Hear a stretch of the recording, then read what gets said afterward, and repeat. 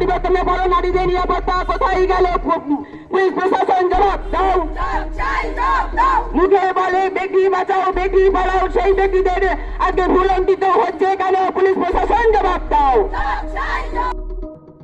মেলায় ঘুরতে গেছিল কিশোরী, তাকে একা পেয়ে জঙ্গলের ভেতর নিয়ে গেল যুবকের দল। তারপরেই ঘটল গণধর্ষণ। ফের হাড় হিম করা ঘটনা দুর্গাপুরে, গ্রেপ্তার 4। স্থানীয় সূত্রে জানা গেছে বুধবার রাতে দুর্গাপুর থানা এলাকার কমলপুরে মেলা চলছিল। সেখানে ঘুরতে গেছিল আদিবাসী কিশোরী। কিশোরীকে একা পেয়ে পার্শ্ববর্তী জঙ্গলে নিয়ে যায় 4 যুবক বলে অভিযোগ। সেখানে 4 জন মিলে কিশোরীকে গণধর্ষণ করে।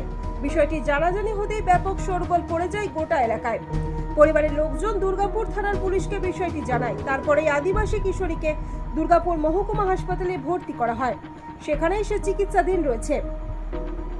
অভিযোগের ভিত্তিতে তদন্তে নামে পুলিশ। বৃহস্পতিবার ধৃতদের দুর্গাপুর মহকুমা আদালতে পেশ করা হলে বিচারক ধৃতদের 6 দিনের পুলিশি হেফাজতের নির্দেশ দেন। এই ঘটনায় আরও কেউ জড়িত রয়েছে কিনা সে নিয়েও তদন্ত চালাচ্ছে পুলিশ।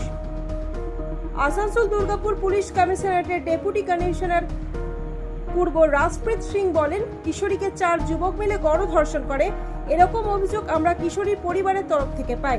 অভিযোগের ভিত্তিতে 4 জনকে গ্রেফতার করা হয়েছে। গণধর্ষণের ঘটনায় দোষীদের দৃষ্টান্তমূলক শাস্তির দাবিতে গণতান্ত্রিক মহিলা সমিতির বিক্ষোভ। দুর্গাপুরে ঘটে যাওয়া গণধর্ষণের ঘটনায় দোষীদের দৃষ্টান্তমূলক শাস্তির দাবিতে বৃহস্পতিবার সারা ভারত গণতান্ত্রিক মহিলা সমিতির পক্ষ থেকে দুর্গাপুর থানার সামনে বিক্ষোভ প্রদর্শন করা হয়। পরে সংগঠনের প্রতিনিধিরা থানায় একটি ডেপুটেশনও জমা দেন। একটি মেয়ের প্রতি যে অন্যায় হয়েছে সেই অন্যায়ের প্রতিবাদে আজকে আমরা পুলিশের কাছে ডেপুটেশন দিয়েছি।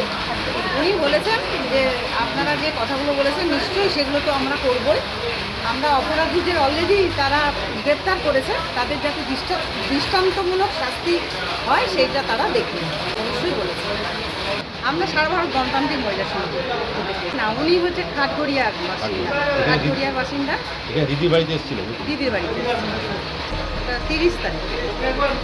পানিয়া গ্রামের নাবালিকার ধর্ষণকারীদের ধর্ষকদের উপযুক্ত শাস্তির দাবিতে আমাদের এই বিক্ষোভ সভা চলছে।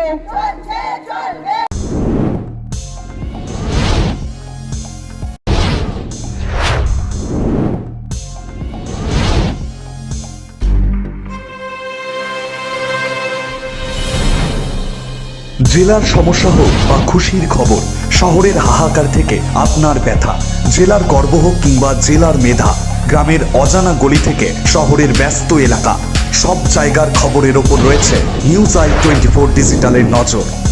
News I 24 digital.